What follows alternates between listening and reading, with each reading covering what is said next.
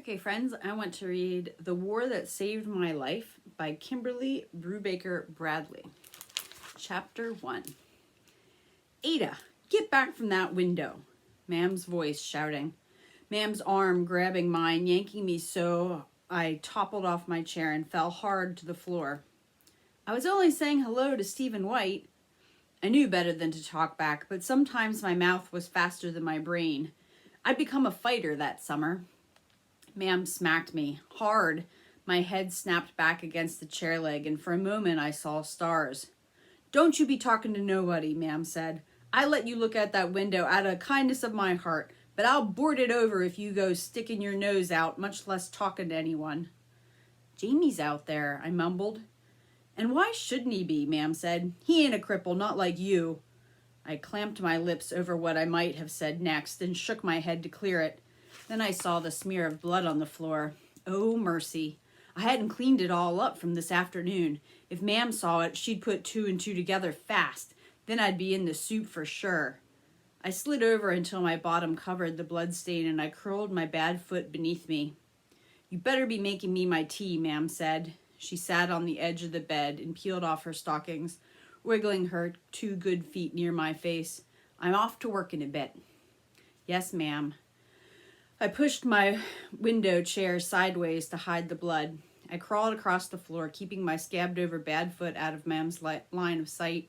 I pulled myself under our second chair, lit the gas ring, and put the kettle on. Cut me some bread and dripping, Mam said. Get some for your brother, too. She laughed. And if there's any left, you can throw it out the window. See if Stephen White would like your dinner. How'd you like that? I didn't say anything. I cut two thick slices off the bread and shoved the rest behind the sink.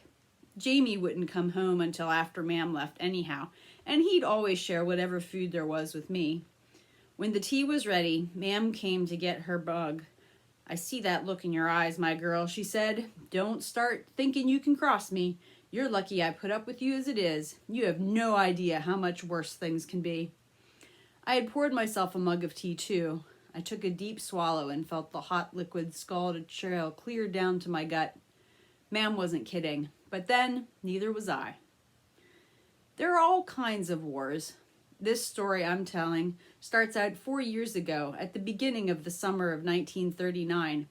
England stood on the edge of another great war then, the war that we're in the middle of now.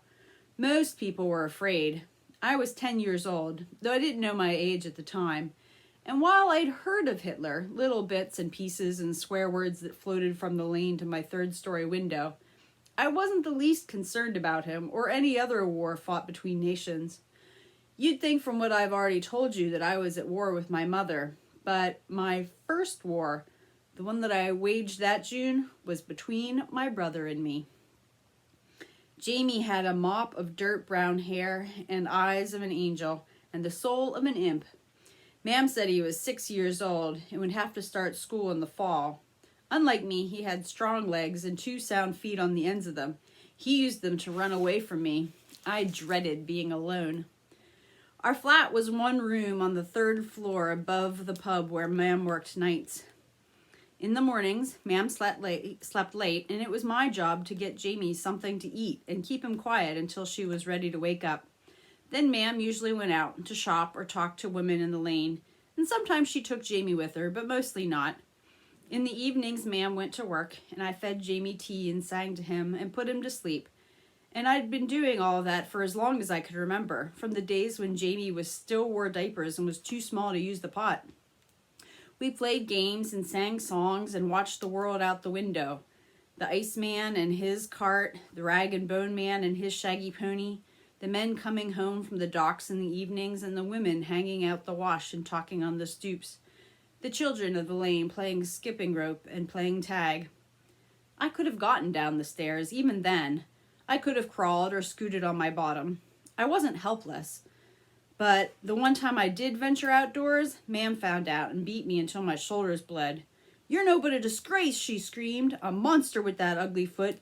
You think I want the world seeing my shame? She threatened to board over my window if I went downstairs again. That was always her threat to me. My right foot was small and twisted so that the bottom pointed skyward, all the toes in the air, and that should have been and when what should have been the top touched the ground. The ankle didn't work right, of course, and it hurt whenever I put my weight on it. For most of my life, I never did. I was good at crawling. I didn't protest staying in one room so long, as it held Jamie and me. But as Jamie grew older, he wanted to be with the other children playing in the street. Why shouldn't he, Ma'am said. He's normal enough. To Jamie, she said, you're not like Ada. You can go wherever you like. He can't, I said. He has to stay where I can see him. At first he did, but then he made friends with a gang of boys and went running out of sight all day. He came home with stories about the docks on the River Thames, where big ships unloaded cargo from around the world. He told me about trains and warehouses bigger than our whole block of flats. He'd seen St. Mary's, the church by whose bells I marked time. As the summer days grew longer, he stayed out later and later until he came home hours after Ma'am left. He was gone all the time, and Ma'am didn't care. My room was a prison. I could hardly bear the heat and quiet and the emptiness. I tried everything to make Jamie stay. I barred the door so he wouldn't get out, but he was already stronger than me. I begged and pleaded with Ma'am. I threatened Jamie. And then one day, I tied his hands and feet while he was sleeping. I would make him stay with me. Jamie woke up. He didn't scream or shout. He thrashed once, and then he lay helpless, looking at me. Tears slid down his cheeks. I untied him as quickly as I could. I felt like a monster. He had a red mark on his wrist from where I'd pulled the string too tight. I won't do it again, I said. I promise. I'll never do that again.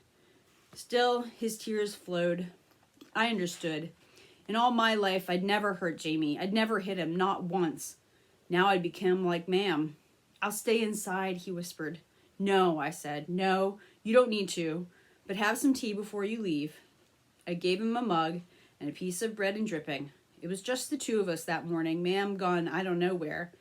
I patted Jamie's head and kissed the top of it and sang him a song and did all I could to make him smile.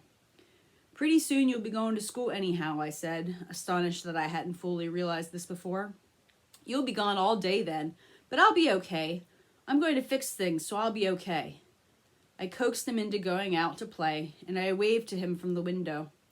Then I did what I should have done to start with. I taught myself to walk. If I could walk, maybe Ma'am wouldn't be so ashamed of me. Maybe we could disguise my crippled foot. Maybe I could leave the room and stay with Jamie, or at least go to him if he needed me. That's what happened, though not the way I thought it would. In the end, it was the combination of the two. The end of my little war against Jamie and the start of the big war, Hitler's war, that set me free.